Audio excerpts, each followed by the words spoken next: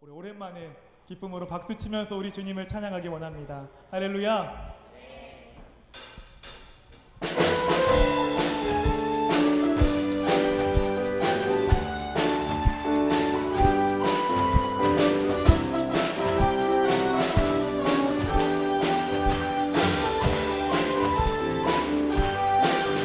고난의 영혼 편히 쉴 곳과 풍랑이 너도 안전한 복을 폭풍까지도 다스리시는 주의 영원. 우리 한 번 더 고백하겠습니다. 고난의 영혼, 고난의 영혼 편히 쉴 곳과 풍랑이 너도 안전한 복을 폭풍까지도 다스리시는 주의 영원한 팔을 지해 주의 영원한 심판 함께 하사 항상 나를 붙드시니 어느 곳에 가든지 요동하지 않음을 주의 팔을 의지하니 세상 친구들 나를 버려도 예수는 함께 동행함으로 주의 은혜가 충만하리니 주의 영원한 팔을 지해 아멘. 주의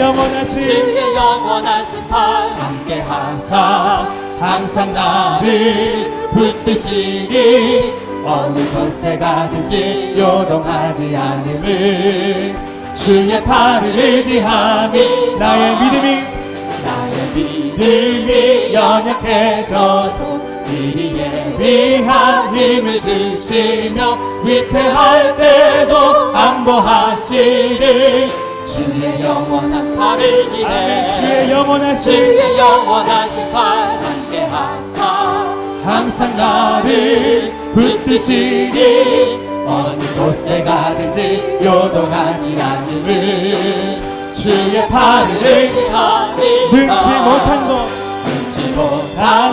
주께 없으니 나의 일생을 주께 맡기면 나의 모든 짐 대신 지시는 주의 영원한 팔을 지해 주의 영원한 심판 함께 하사 항상 나를 붙드시니 어느 곳에 가든지 요동하지 않음을 다시 한 번 더 1절로 고백하겠습니다. 고난의 영혼 편히 쉴 곳과 풍랑이 너도 안전한 복을 폭풍까지도 다스리시는 주의 영원한 팔을 아멘. 주의 영원한 심판 함께 하사 항상 나를 붙드시니 어느 곳에 가든지 요동하지 않음을 우리 3절로 고백할까요? 나의 믿음이 연약해져도 미리 예비한 힘을 주시며 위태할 때도 안보하시는 주의 영원한 팔을 아멘. 주의 영원한 심판 함께 하사 항상 나를 붙드시니 어느 곳에 가든지 요동하지 않음을 주의 팔을 우리 4절로 고백합니다. 능치 못한 것 주께 없으니 나의 인생을 주께 맡기며 나의 모든 짐 대신 지시는 주의 영원. 우리 한 번 더 고백할까요? 능치 못한 것 주께 없으니 나의 인생을 주께 맡기며 나의 모든 짐 대신 지시는 주의 영원한 아멘. 주의 영원한 심판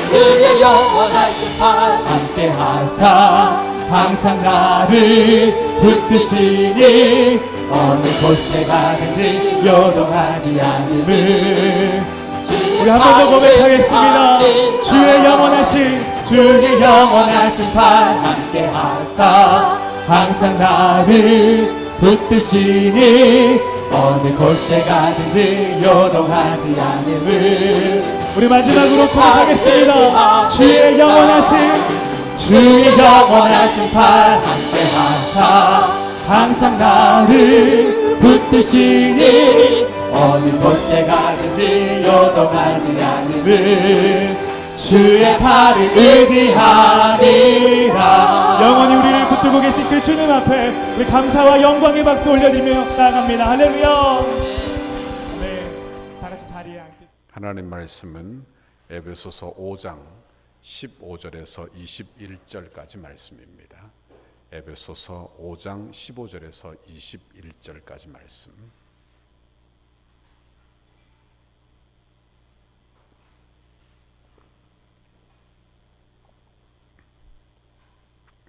에베소서 5장 15절에서 21절까지 말씀입니다. 한 절씩 교독하도록 하겠습니다. 에베소서 5장 15절에서 21절까지 신약성경 315면입니다. 제가 15절 읽습니다.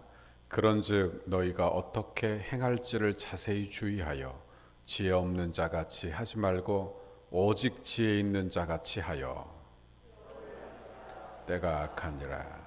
그러므로 어리석은 자가 되지 말고 오직 주의 뜻이 무엇인가 이해하라. 술 취하지 말라. 이는 방탕한 것이니 오직 성령으로 충만함을 받아라. 시와 찬송과 신령한 노래들로 서로 화답하며 너희의 마음으로 주께 노래하며 찬송하며 범사에 우리 주 예수 그리스도의 이름으로 항상 아버지 하나님께 감사하며 같이 읽습니다. 그리스도를 경외함으로 피차 복종하라. 아멘. 할렐루야. 오늘도 이 저녁에 하나님의 은혜와 축복을 주시기를 바랍니다. 우리 나는 예배자입니다. 우리 같이 찬송하고 말씀 듣겠습니다.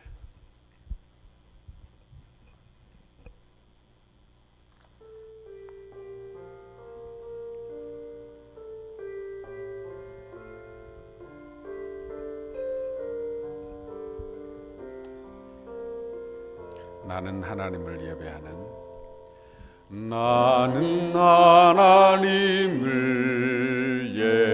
예배하는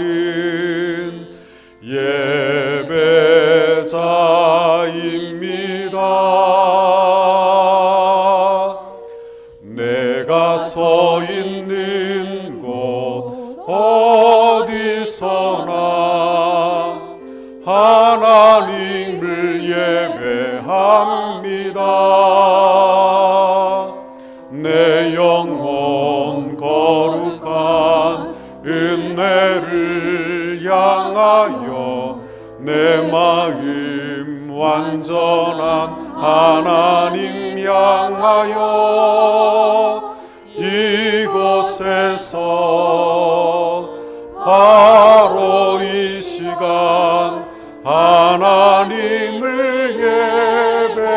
예배합니다. 다시 한번 합니다. 나는 하나님을 예배하는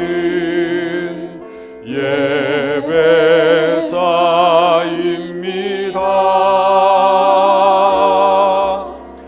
내가 서 있는 곳 어디서나 하나님을 예배합니다. 내 영혼 거룩한 은혜를 향하여 내 마음 완전한 하나님 향하여 이곳에서 바로 이 시간 하나님을 예배합니다. 할렐루야. 오늘도 하나님을 온전하게 예배하는 저와 여러분의 예배자의 삶이 다 되기를 바랍니다. 예배자에게 하나님이 평강 주십니다. 예배자에게 하나님께서 담대함 주십니다. 예배자에게 하나님의 능력을 우리에게 부어주십니다. 오늘도 하나님 주시는 그런 평강과 기쁨과 은혜와 하나님의 능력을 받는 이 시간 되기를 바랍니다. 우리가 봉독한 이 말씀을 가지고 승리하는 삶의 비결의 제목으로 말씀의 은혜를 같이 나누겠습니다. 따라합시다. 승리하는 삶의 비결. 승리하는 삶의 비결. 예수 믿어 성도가 된다. 이 말은 하나님이 주시는 지혜를 받는 것과 같습니다. 하나님께서 하늘에서 우리에게 빛을 비춰주시는 거예요. 그러면 빛 아래 이 세상을 환히 볼 수 있는 것과 같이 하나님의 광명의 빛이 우리에게 비추면 하나님의 지혜를 얻습니다. 하나님의 영원한 천국을 보고 그리고 영원한 생명을 소유한 자가 되면 이 땅에서 많은 지혜를 얻어 살게 된다. 그런 말씀입니다. 성도는 예수 믿어 영생을 소유했어요. 그러므로 이 세상이 전부가 아니다는 것을 아는 사람입니다. 그렇죠. 그것만 알아도 우리에게 많은 지혜, 분별력이 생기는 것을 알게 되는 것입니다. 에베소서는 새 사람을 입은 성도들에게 다시 어리석은 길로 돌아가지 말아라. 그렇게 우리에게 권면합니다. 그리고 우리의 신분이 어떠한지, 내가 예수 안에서 어떤 존재가 되었는지 우리에게 생각해보고 묵상할 것을 우리에게 권면합니다. 성도가 어떤 자들이지요? 내가 예수 안에서 어떤 사람이 되었습니까? 성도는 예수 믿어 하나님의 영광의 빛이 비추어진 자들이에요. 그 빛이 비추어져서 나는 어둠의 자녀가 아니라 빛의 자녀가 된 자들입니다. 천국의 빛이 비추어져서 내 안에 천국의 생명이 생겨난 자들이에요. 새 생명을 소유한 자라 그런 말씀입니다. 하늘의 빛이 비추어 내 눈이 열려진 자예요. 그러므로 눈이 열려 이 세상의 가치만 바라보고 사는 게 아니라 이 세상의 가치 넘어 하나님의 나라의 가치를 바라보고 사는 천국 백성이 된 줄 믿습니다. 그러므로 에베소서는 죽은 행실에서 일어나라. 죽은 자 곧 옛사람의 모습 그대로 살아서는 안 된다 하며 우리에게 빛의 자녀로 살 것을 권면하고 있는 것입니다. 우리가 어떻게 하면 승리의 삶을 살 수 있을까요? 우리는 늘 넘어지고 그리고 실수하지 않습니까? 그런데 어떻게 하면 내가 승리하는 삶, 복된 삶을 살 수 있을까? 하나님의 지혜를 구하게 되는 것입니다. 15절에 보니까 이렇게 말씀해요. 15절을 보세요. 그런즉 너희가 어떻게 행할지를 자세히 주의하여 지혜 없는 자같이 하지 말고 오직 지혜 있는 자같이 하여 그랬어요. 여기 15절 말씀이 그런즉 이렇게 시작하고 있죠. 이 그런즉이라는 말은 앞의 내용을 결론적으로 말하고 있는 거예요. 앞의 내용을 다 이야기하고 그런즉 결론적으로 너희는 결과적으로 이렇게 해라 하는 이야기를 하고 있는 것입니다. 그러면 14절에 어떤 내용입니까? 잠자는 자리에서 깨어났다. 죽은 가운데에서 일어났다. 일어나라 이렇게 말하고 있어요. 왜? 너희는 잠자는 자가 아니며 죽은 자가 아니라 그런 말이에요. 예수 그리스도 안에서 새 사람이 되었고 새 생명을 소유하게 되었고 빛의 자녀가 되었기 때문에 너희는 새 사람이요 너희는 죽은 자가 아니고 산 자가 되었으므로 너희는 어둠에 속한 자가 아니라 빛의 자녀가 되었으므로 그런즉 이렇게 말하고 있는 것입니다. 그런즉 우리가 어떻게 살아야 합니까? 여기 보니까요. 그런즉 너희가 어떻게 행할지를 자세히 주의하라 그랬어요. 다시 말하면 내가 예수 그리스도 안에서 어떤 복을 받았는지 자세히 생각해 보라 그런 말씀이요. 그리고 그것을 묵상함으로 내가 어떻게 행할지를 주의하고 행동할 것을 이야기하고 있는 것입니다. 내가 예수 믿어 새 사람이 된 것을 보시기를 바랍니다. 내가 예수 안에서 어떤 사람이 된지를 보라 그런 말이에요. 그리고 영생의 자녀가 되었으니 우리는 이것을 주의 깊게 잘 생각해 보라 그런 말씀입니다. 오늘도 정신없는 하루였죠? 얼마나 바빴습니까? 이런저런 일로 많이 바쁘셨죠? 우리는 너무 바빠서 내가 어떤 존재인지, 내가 어떤 복음을 내 안에 소유하고 있는지, 내 믿고 있는 내 하나님이 어떤 분이신지 늘 잊어버리고 사는 것이 우리의 문제입니다. 그러므로 내가 믿는 그 복음을 주의 깊게 생각해 보란 이야기예요. 잘 생각해 보란 이야기예요. 신앙생활은요, 무턱대고 믿는 게 아니라 생각해 보는 것입니다. 그죠? 예? 여러분 생각해 보고 계산해 보는 거예요. 계산해 보지도 않고 그저 그냥 다 헌신할 사람은 아무도 없죠.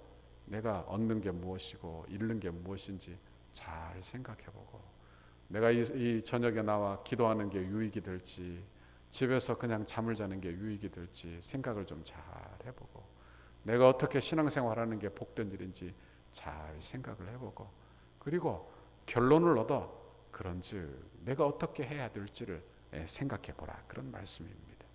사람은 무슨 옷을 입느냐에 따라 많이 달라지죠. 그죠? 저도 집에 있으면 파자마나 이런 거 입고 있습니다. 그리고 교회 나올 때는 이렇게 양복을 입고 나옵니다. 제가 사복을 입고, 사복이라고 하면 좀 이상한데 운동복을 입고 밖에 나가면 우리 성도들이 저를 못 알아봅니다. 못 알아봐요. 그런데 양복을 늘 입고 다니니까. 그러니까 양복을 입으면 내 마음 자세도 좀 달라지고. 그래서 제가 아는 목사님 중에 한 분은, 저도 제가 부목사 때 부산에 있을 때는 새벽에 나갈 때도 늘 양복을 입고 나갔어요. 그 목사님이 제게 도전을 주어서 저도 그렇게 하고 나갔습니다. 자기 마음가짐을 잘 하기 위해서 목사님이 늘 부목사지만 설교를 안 해도 늘 양복을 입고 나온다, 그런 이야기를 듣고 저도 그렇게 따라한 적이 있습니다. 여러분, 사람이 어떤 옷을 입는가 참 중요하죠. 참 중요해요. 제가 이 군대 생활을 할 때 이렇게 보니까 어떤 사람들은 이런 사람들이 있더라고요. 그러니까 어떤 사람은 장교 옷을 입혀놓으면 장교처럼 행해요. 그렇지만 훈련병의 옷을 입으면 훈련병처럼 그렇게 보입니다. 전에 연예인들이 단기로 군에 입소해서 하는 프로그램이 있었잖아요. 제목은 뭔지 제가 잘 모릅니다만, 그러니까 연예인들 나이도 많고 이미 군대를 다 제대한 분들, 그리고 어떤 사람은 병장으로 제대하고 어떤 사람은 장교로도 제대한 사람이 훈련병으로 다시 입소해서 그 훈련하는 과정을 그렇게 찍은 그런 프로그램이 있었습니다. 거기 보니까요, 그 사람이 장교였든 그 사람이 병장이었든 뭐 관계없이 훈련병 옷을 입혀놓으니까 영락없이 훈련병입니다. 그냥 어리버리한 훈련병이에요. 그렇죠? 실수하고 따라가지 못하는 훈련병에 지나지 않더라, 그런 말씀입니다. 그러니 성도는 내가 어떤 옷을 입었는지 잘 생각해 봐야 돼요. 성도는 어떤 옷을 입었느냐? 예수 그리스도의 옷을 입었습니다. 예수 그리스도의 옷을 입었어요. 내 더러운 옷을 벗어 주님께 드리고, 우리 주님이 입으셨던 깨끗하고 의롭고 거룩하고 아름다운 옷을 우리 예수님이 벗어 우리에게 입혀주신 거예요. 이것이 우리의 구원이에요. 우리가 의롭게 되었다는 것은 바로 예수님의 옷을 입어 의롭게 된 것입니다. 그러니 우리는 내가 입은 이 의로운 옷, 성도의 옷은 내가 무엇을 잘해서가 아니에요. 내가 무엇을 해서도 아니고 그저 예수 믿어 예수님의 옷을 우리가 입고 있는 것입니다. 그러므로 예수의 거룩한 옷, 흠없고 의로운 옷을 입었으니 내가 어떻게 살아가야 할 것인가 생각해 보라, 그런 말씀입니다. 우리는 예수 그리스도의 옷 입은 자처럼 살기를 바랍니다. 그런데 오늘 신앙생활을 하면서 이 본문이 두 가지를 자꾸 대조를 하고 있어요. 잘 보면 그런 대조가 계속 나옵니다. 여기 보니까요, 지혜 없는 자같이 하지 말고 오직 지혜 있는 자같이 하여. 뭘로 비교하고 있어요? 지혜 없는 자, 지혜 있는 자, 이렇게 비교하고 있습니다. 17절에도 보니까 어리석은 자가 나오고요, 그리고 주님의 뜻이 무엇인가 이해하는 자, 이렇게 나옵니다. 그러니까 여러분, 지혜 없는 자는 어리석은 자지요. 지혜 있는 자는 어떤 사람입니까? 주의 뜻이 무엇인지 이해하는 사람입니다. 18절에도 보니까 술 취한 자와 성령으로 충만한 자를 이야기합니다. 지혜 없는 자는 어떤 사람입니까? 이 세상의 술, 이 세상의 것에 취해 사는 사람이에요. 영적인 것을 바라보지 못하는 사람이에요. 그러나 지혜 있는 사람은 어떤 사람입니까? 성령을 구하고 성령 충만하여 사는 사람이 지혜로운 사람입니다. 이 세상에 지혜 있는 사람, 그 사람이 학식이 많은 사람이라 그렇게 말할 수는 없죠. 많이 배우고 학식이 많고 학벌이 좋아도 어리석은 사람이 세상에 많습니다. 굉장히 많습니다. 그저 자기만 잘난 줄 알고 자기 지식이 전부인 줄 알고 자기가 눈에 본 것이 전부인 줄 알고 아무것도 인정하지 않는 그런 어리석은 사람이 이 세상에 너무너무 많아요. 그렇죠? 너무너무 많아요. 그러나 배우지 않아도 지혜로운 사람이 많습니다. 우리 교회 안에도 보면 참 지혜로운 분들이 많습니다. 기도하시는 분들은 지혜로운 분입니다. 예수 믿는 사람들은 하늘의 지혜를 품은 사람이에요. 그러니까 내 부족한 것도 알고 내 유한된 것도 알고 그리고 하나님을 인정하고 사는 믿음의 사람은 지혜로운 사람이에요. 예수 믿으면 지혜로워집니다. 아멘. 그러므로 지혜는 분별력이에요. 분별력. 우리가 이 세상을 어떻게 분별하고 사는가, 이것이 지혜예요. 지혜. 내가 내려놓을 때와 또 내가 해야 될 것을 아는 사람, 지혜로운 사람이죠. 지혜로운 사람. 여러분, 우리는 지혜로운 사람이 되어 복을 받는 우리 모두가 되시기를 바랍니다. 성경에 보면 이런 예가 나오죠. 욥과 그의 아내 이야기가 나옵니다. 욥은 동방의 의인이라고 여겨졌던 사람이에요. 그는 동방에서 거부입니다. 엄청난 부자예요. 그런데 그가 사단 마귀의 시험을 받아 하루 한순간에 재산이 다 날아가고 그리고 온 몸에는 병이 임하고 그리고 자녀들은 한순간에 하루에 다 죽고 맙니다. 여러분, 욥은 지혜에 없는 자같이 행하지 않고 지혜 있는 자같이 말하지만 욥의 아내는 어리석어서 어리석은 말을 합니다. 욥에게 뭐라고 이야기하느냐? 당신이 뭐라고 자기만 온전함을 고수하느냐? 그리고 하나님을 욕하고 죽으라, 그렇게 말을 해요. 얼마나 어리석어요. 그런데 욥이 어떻게 지혜로운 말을 하느냐? 그는 참 지혜로운 사람이에요. 욥기 2장 10절에 보면 그가 이르되 그대의 말이 한 어리석은 여자의 말 같도다. 우리가 하나님께 복을 받았은즉 화도 받지 아니하겠느냐 하고 이 모든 일에 욥이 입술로 범죄하지 아니하니라. 그래요. 어려움 당하는데요, 그가 뭐라고 이야기합니까? 내게 하나님께 복을 받기도 했으니 화도 받는 것이 당연하지 않겠느냐 하며 마음에 원망의 마음, 쓴 마음으로 말하지 않는 거예요. 그렇죠? 너무너무 지혜로운 사람이죠. 너무너무 지혜로운 사람. 하나님의 은혜가 우리를 지혜롭게 합니다. 아멘. 하나님의 은혜가 우리를 지혜롭게. 어리석은 사람은 은혜가 없어요. 그러니 영적인 분별력도 없는 것입니다. 그저 내 코앞에 있는 현상만을 보고 판단을 합니다.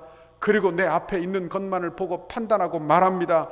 지금 내 앞에서 일어나는 일만 생각합니다. 그러니까 어리석어집니다.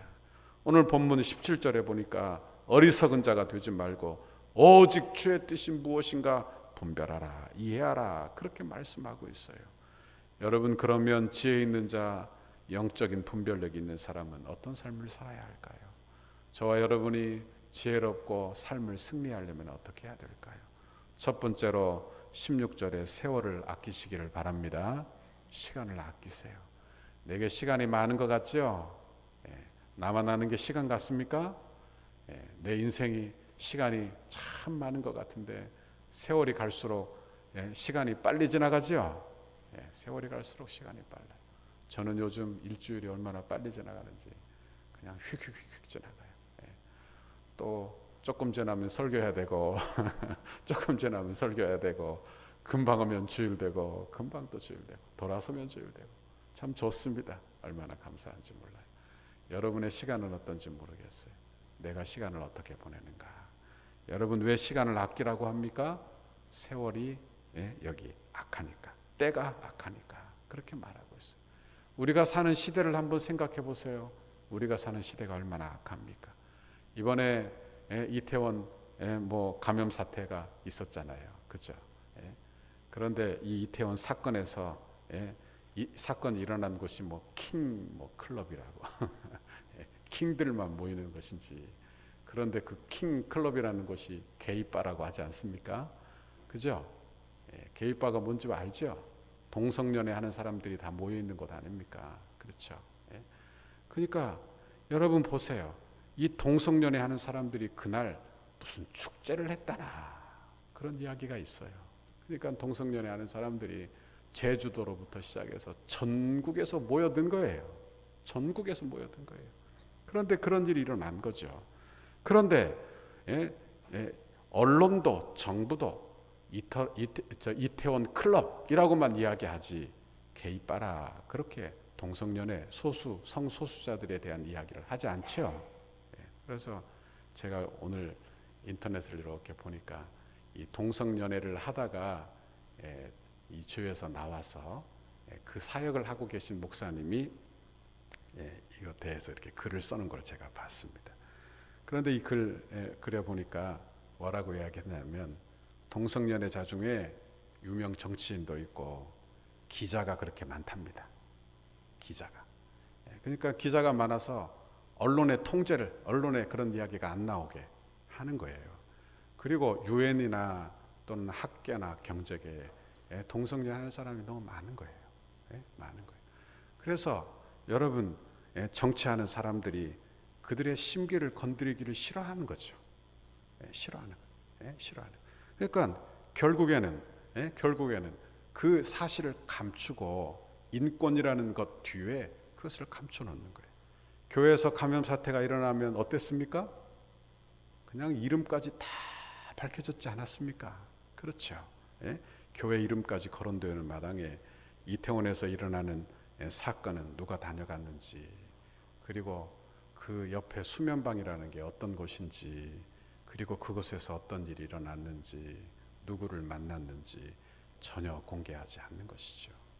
그러니 우리가 사는 이 시대가 어두운 시대죠. 어두운 시대예요. 어떤 분은 이분이 그런 이야기도 하더라고요. 한국 교계 안에 신학생들 안에도 동성연애자들이 있는데 그들도 밝혀질 거라 이거예요. 밝혀질 거예요.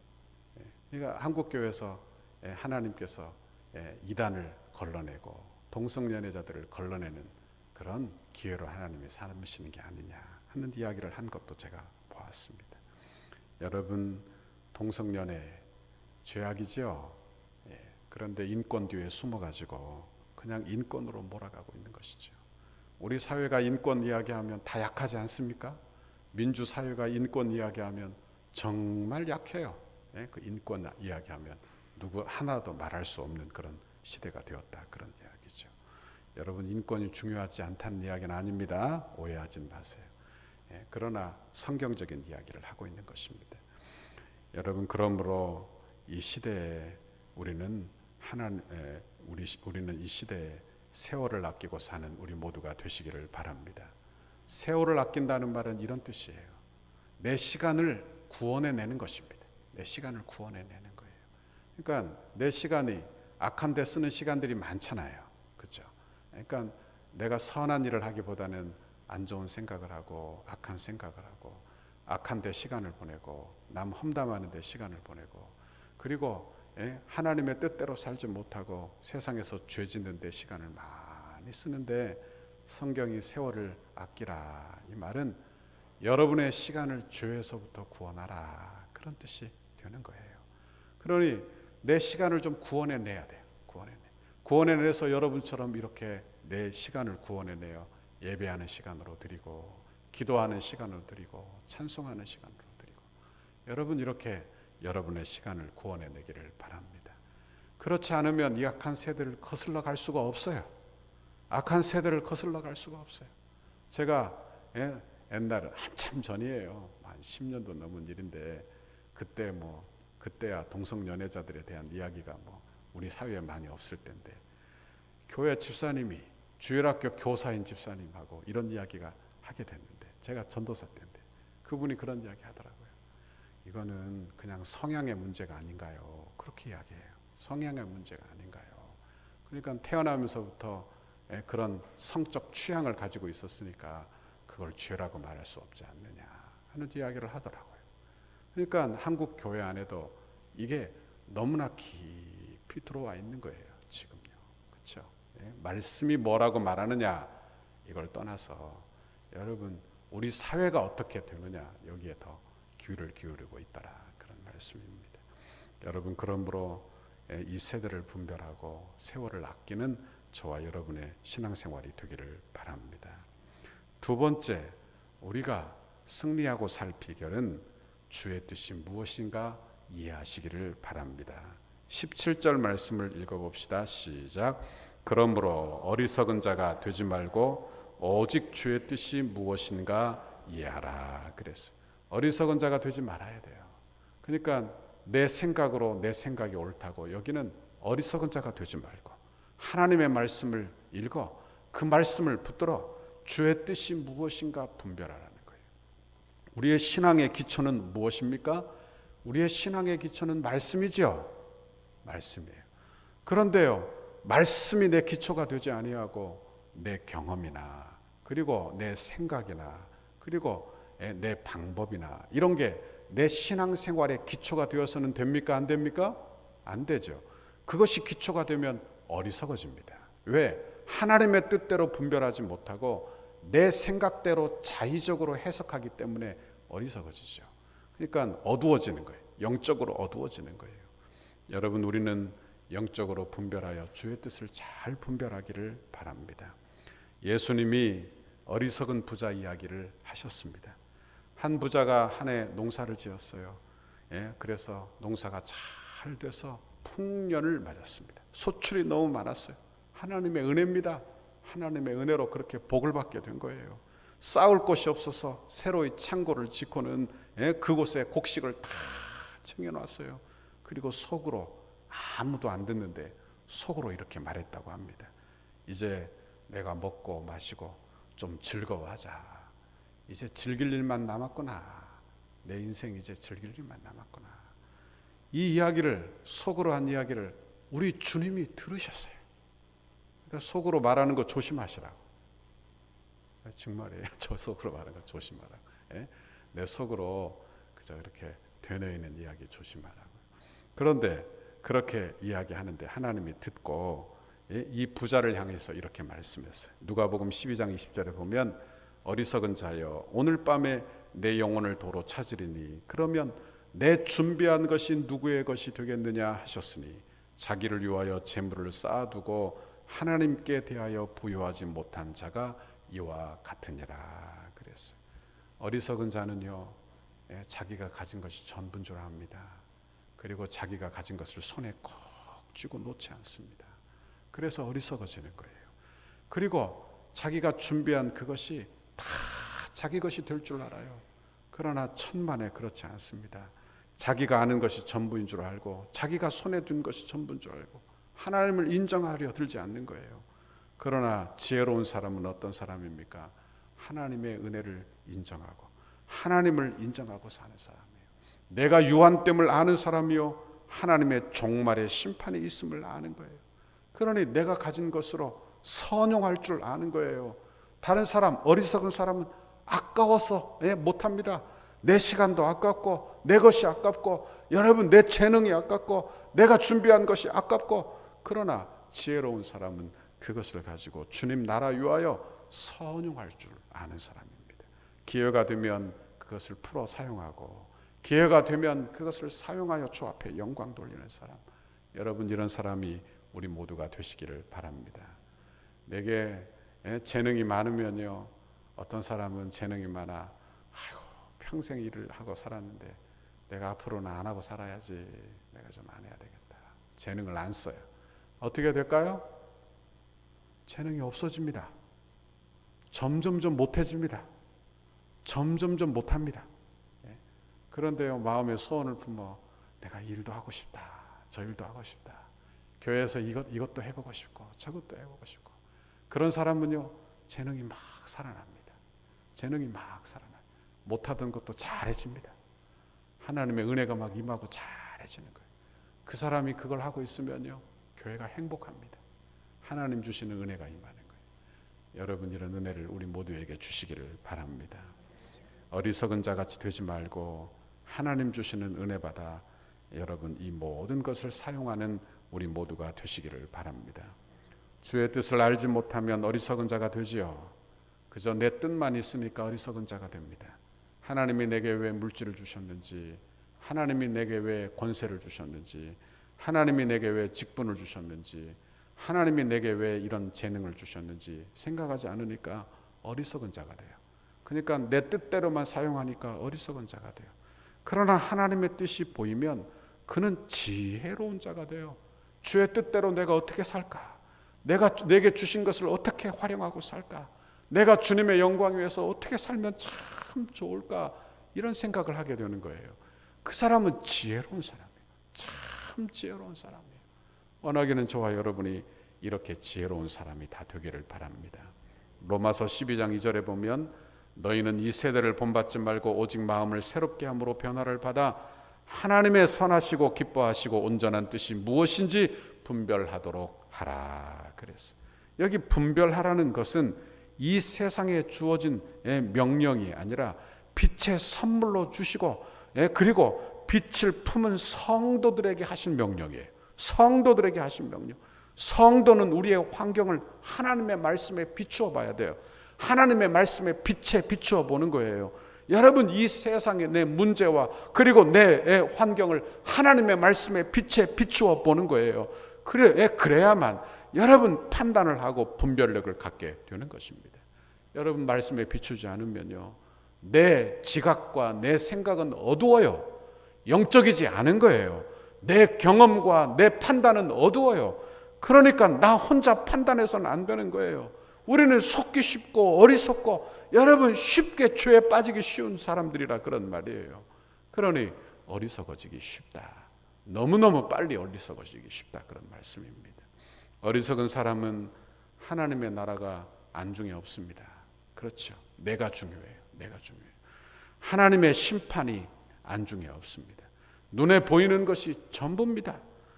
그 사고가 사람을 아주 어리석게 만드는 것입니다. 여러분, 하나님의 지혜가 어떻게 생겼어요? 말씀이 비춰서 이 세상이 전부가 아니라는 것을 알므로 지혜가 생긴 거 아니에요? 그런데 신앙생활 하면서 이 세상이 전부라고 여기며 사는 사람은 도로 다시 어리석어지는 거예요. 도로 다시 어리석어지는 거예요.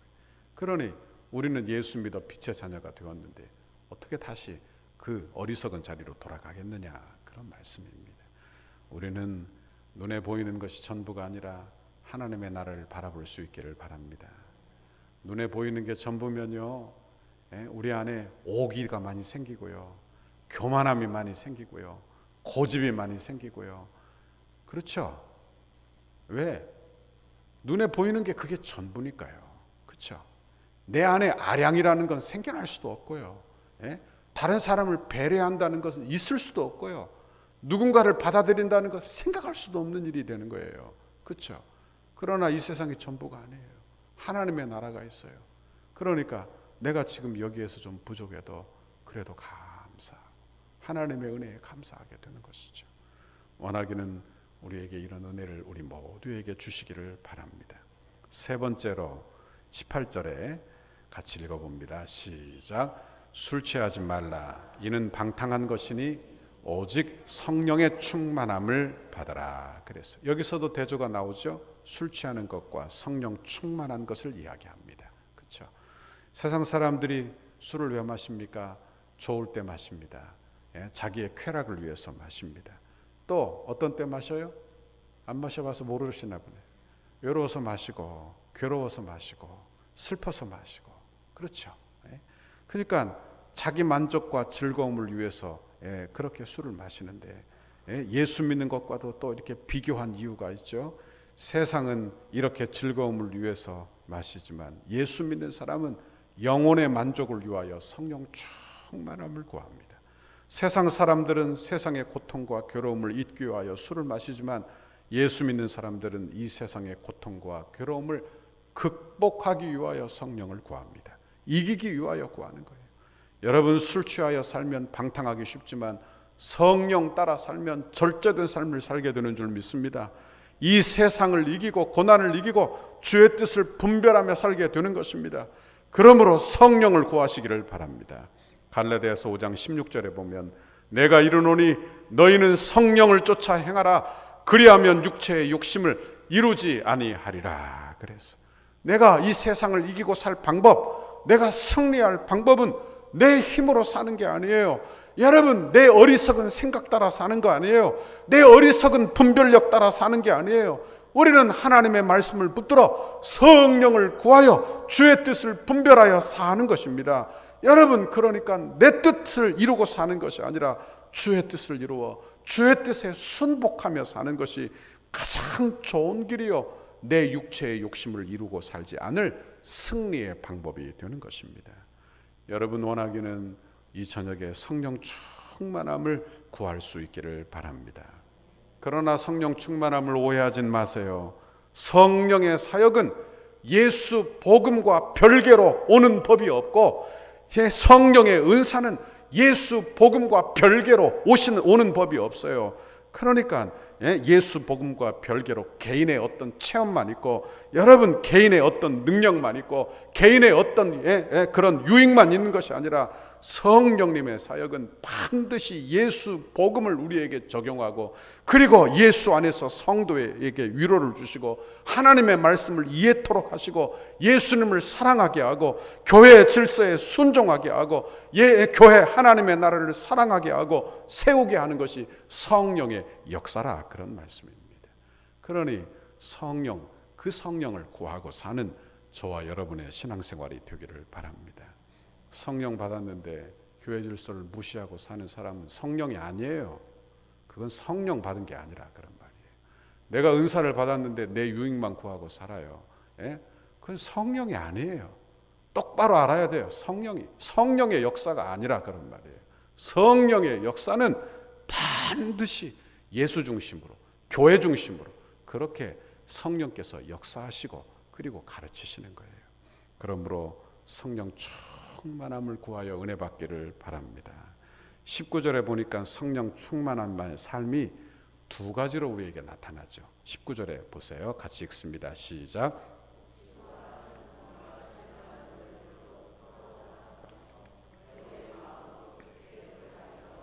(20절도) 읽습니다. 그리스도의 이름으로 항상 아버지 하나님께 감사하라. 아멘. 여기 보니까 두 가지로 나오죠. 첫째는 찬양, 그리고 두 번째는 감사, 이렇게 나옵니다. 성령 충만한 사람이 첫 번째로 어떻게 나타나느냐? 찬양으로 나타난다는 거예요. 성령 충만함을 받으면요, 창조의 목적대로, 원래의 창조의 목적대로 인간이 회복이 되는 것입니다. 이사야서 43장 21절에 보면 이 백성은 내가 나를 위하여 지었나니 나의 찬송을 부르게 하려 함이니라. 그랬어요. 찬송이 그저 노래입니까? 한번 생각해 보세요. 찬송이 노래 잘하는 사람만 하는 것입니까? 아닙니다. 그렇죠. 찬송이 노래 잘하고 악기 잘 다루는 사람만 찬송하는 게 아니라, 그렇게 한다면 여러분 재능 있는 사람만 하고 음치는 다 빠져야 되는데, 찬양은 그런 게 아니에요. 찬양은 하나님으로 높이는 행위인 것입니다. 하나님의 능력을 체험하고 하나님이 어떤 하신 분이신 줄 알고 그분의 위대하심을 높이는 행위가 바로 찬양이에요. 여러분, 그분은 높으신 분입니다. 그분의 구원은 우리에게 위대하십니다. 그분의 은혜는 하나님의 능력이십니다. 그렇게 하나님을 높이는 행위가 찬양이라, 그런 말씀입니다. 성령 받은 성도는요, 이렇게 영적인 분별력이 생겨 하나님을 찬송하는 결과를 갖게 된다, 그런 말씀이에요. 그런데 여기 보니까 찬양을 어떻게 하라고 이야기하느냐? 시와 찬송과 신령한 노래로 어떻게 하라 그랬어요? 서로 화답하라. 어떻게 하라? 서로 화답하라. 찬송을 어떻게 하느냐? 여기 시와 찬송과 신령한 노래는 예배예요. 찬송은 예배 중에 들어있는 것입니다. 그러니 찬송도 예배도 일방적이지 않아요. 절대로 일방적인 게 아닙니다. 그저 내 한풀이만 하는 게 아니에요. 찬송을 하면서 그저 내 한과 내 감정만 싹 드러내는 게 아니라, 찬송은, 예배는 상호적인 것이다. 피차 서로 화답하는 거예요. 하나님 앞에 예배하고 하나님이 내게 은혜 주시고 그의 은혜에 반응하고, 여러분 신앙생활은 은혜에 반응하는 거예요. 여러분 은혜에 반응하여 화답하고 하나님을 높이는 행위가 바로 우리의 예배 생활이 되어야 할 줄 믿습니다. 사도행전 16장에 보면 바울과 실라 이야기가 나오죠. 빌립보 지역에서 복음을 전하다가 옥에 갇힙니다. 억울한 옥살입니다. 잘못한 것도 없이 귀신 들린 여종 하나를 고쳤다는 이유로 그가 억울하게 착고에 처여 감옥에 갇히게 된 것입니다. 너무나 억울해요. 예? 예? 우리는 억울하면 그저 잠도 못 자잖아요. 예? 밤에 잠도 못 자요. 그런데 그들은 어떻게 했느냐? 근심하고 분노하고 억울해하는 대신에 하나님을 찬송하고 있어요. 고난의 자리에서 하나님을 찬송하고 있어요. 찬송이 뭐라고 했어요? 예배예요. 예배를 하고 있는 거예요. 시와 찬송과 신령한 노래로 화답하며 하나님 앞에 예배하고 있는 거예요. 예배의 자리에 기적이 일어난 것입니다. 찬양의 자리에 기적이 일어나는 것입니다. 지진이 일어나고 옥터가 흔들리고 옥문이 열리자 메인 것이 다 풀러져 버렸어요. 여러분, 이게 기적이 아닙니다. 이건 기적의 시작이에요. 기적이 일어나자 그 일로 말미암아 간수장이 예수 믿고 그 척박한 그 땅에 빌립보 교회가 세워지는 거예요. 교회가 세워진 것이 기적입니다. 하나님의 나라가 이루어지는 것이 기적이에요. 여러분, 우리 교회도 이 지역에 세워진 게 기적 아닙니까? 우리 교회가 이 교회 81년의 역사 동안 우리 교회가 이곳을 지키고 있는 것도 기적이에요. 대가 끊기지 아니하고 교회가 세워지는 것도 기적이에요. 우리 교회가 81년. 그러면 쉽게 생각하는데 여러분, 쉬운 일이 아니에요. 1939년이 언제입니까? 예? 일제 강점기 아니에요. 일제 강점기 신사참배가 있던 그때 아닙니까? 그때부터 시작해서 예수 믿는 사람들 총칼로 다 죽이던 6.25 동란을 지나고 여러분, 이곳에 천부교 박태선 이단이 들어와 이곳에서 그냥 왕성하게 곳곳에 신앙촌을 세워가지고 전도관을 세워서 그렇게 이 지역을 휘어잡을 때도 우리 교회가 여기를 지키고 있었다, 그런 말이에요. 여러분, 교회가 이렇게 세워져서 기도하게 되고 그리고 부흥하게 되고 주의 뜻을 이루게 된 것, 기적이죠. 기적이에요. 여러분, 우리 교회는 기적입니다. 우리 교회는 기적이에요. 여러분, 이 기적은 하나님이 이루신 기적입니다. 하나님이 이루신 거예요. 전적으로 하나님이 붙들어 주신 거예요.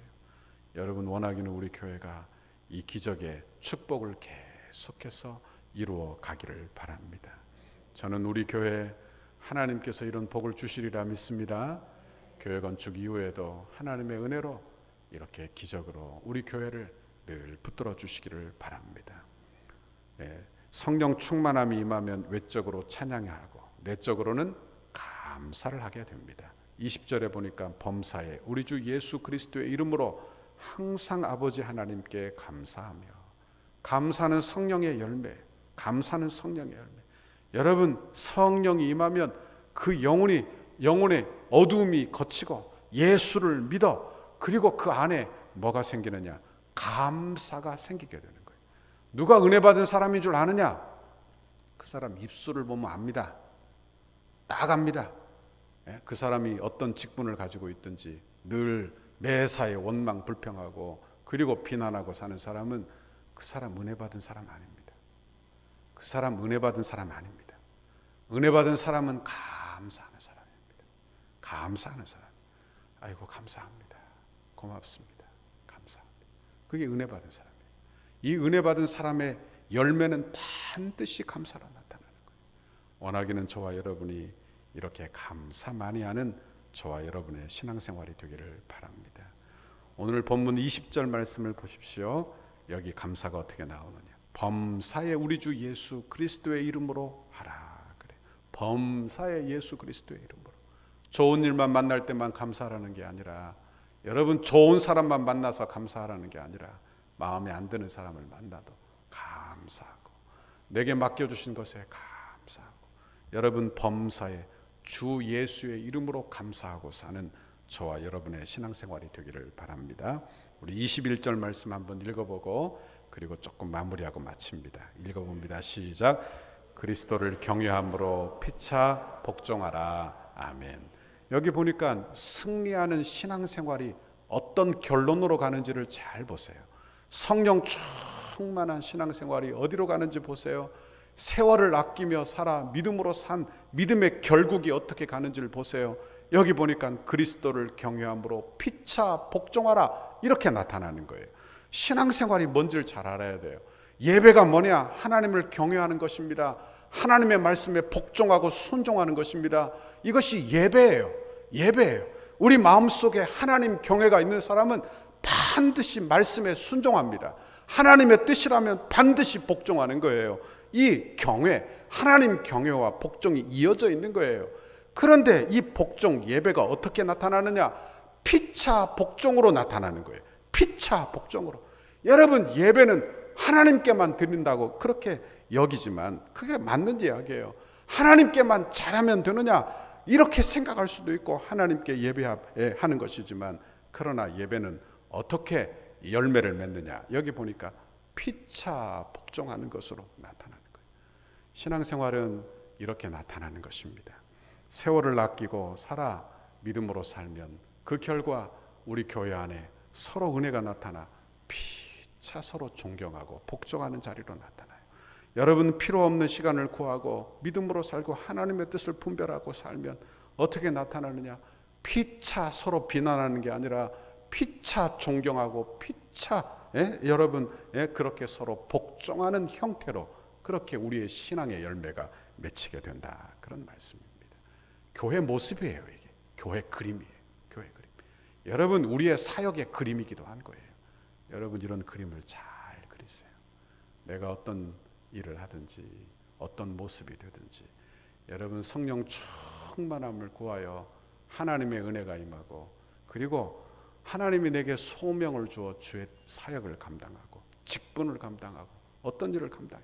그럼 그게 성령의 일인데 그 성령의 일의 결과가 어떻게 나타나느냐?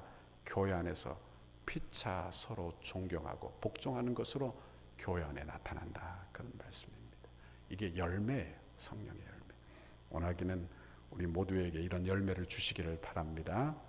내 안에 이런 피차 서로 인정하고 서로 복종하는 게 없다면 여러분, 우리 자신을 한번 잘 돌아보세요. 내가 신앙생활 잘하고 있는가 한번 되돌아보세요. 그리고 내 열매, 내 신앙의 결국이 그렇게 나타나기를 바랍니다. 피차 서로 복종하고 서로 하나님 주시는 은혜로 이렇게 세워지는 은혜를 주시기를 바랍니다. 원하기는 이런 좋은 신앙생활을, 승리하는 신앙생활을 우리 모두 다 감당하시기를 주님의 이름으로 축원합니다.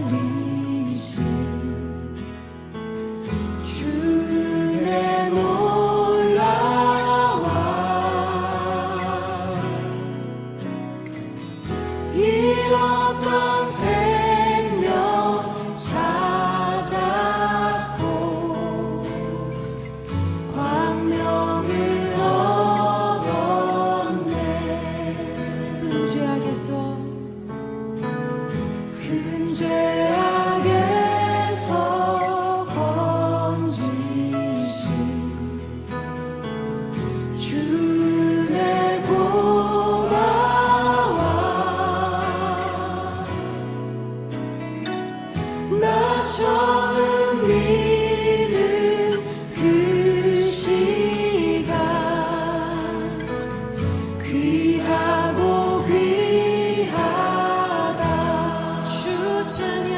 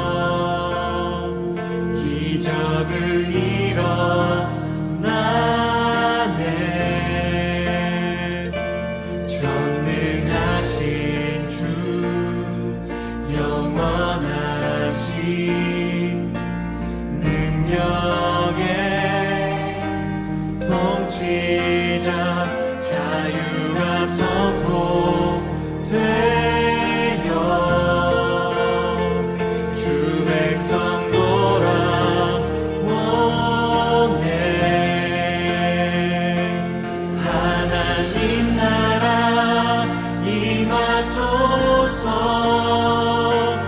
영광과 존귀 능력과 위엄 놀라운 사랑의 기적의 하나님 지금 이곳에 오소서.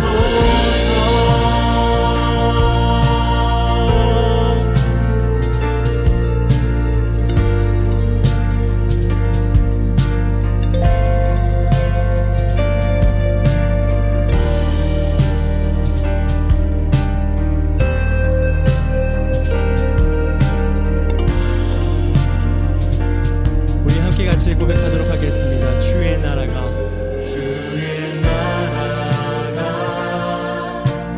임할 때 하나님 임재하실 때 예배가 회복되며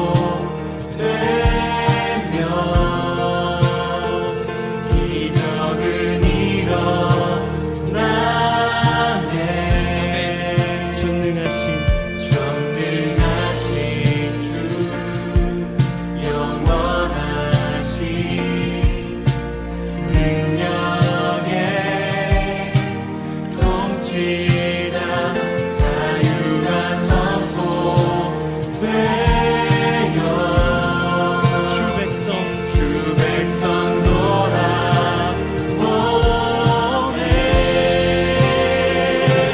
하나님 나라 임하소서.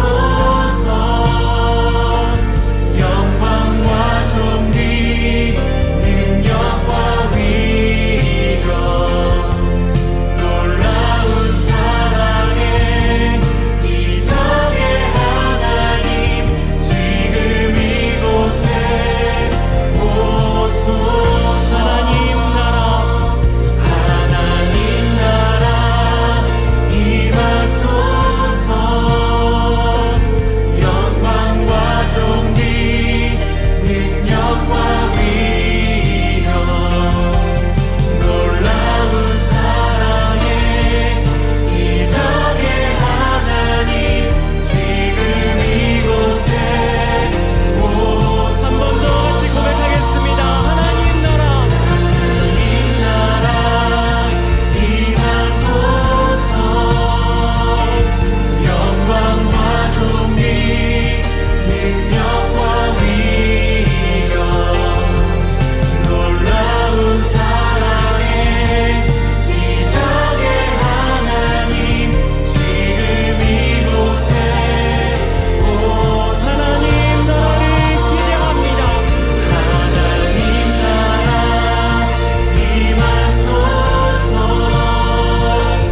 영광과 존귀 능력과 위엄 놀라운 사랑의 기적의 하나님 지금 이곳에 오소서.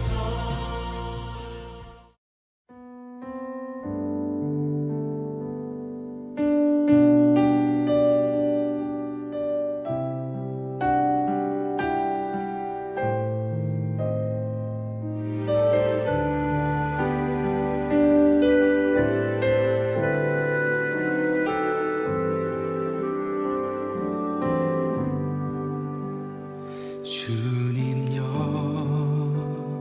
이 손을 꼭 잡고 가소서. 약하고 피곤한 이 몸을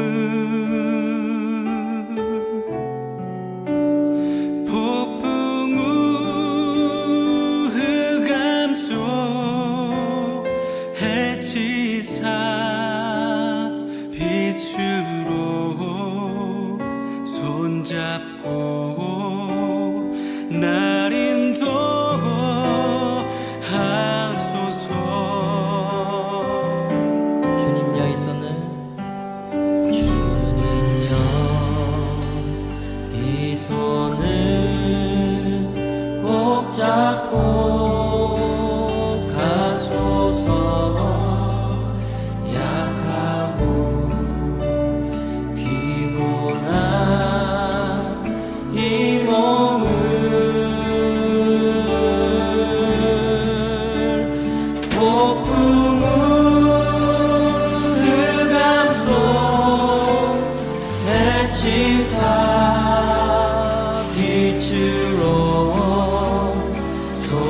손잡고 날 인도하소서. 다시 한번 주님여 이 손을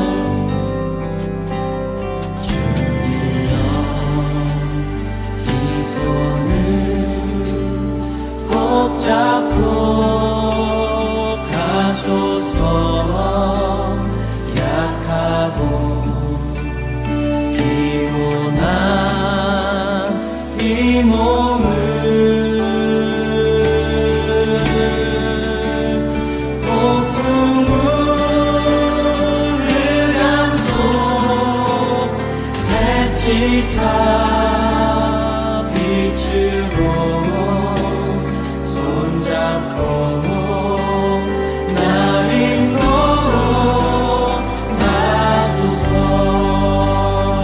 인생이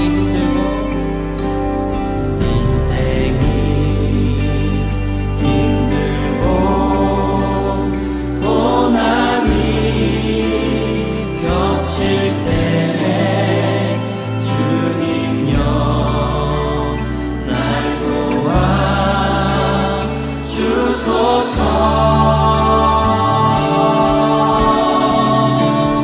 외치는 이 소리 귀 기울여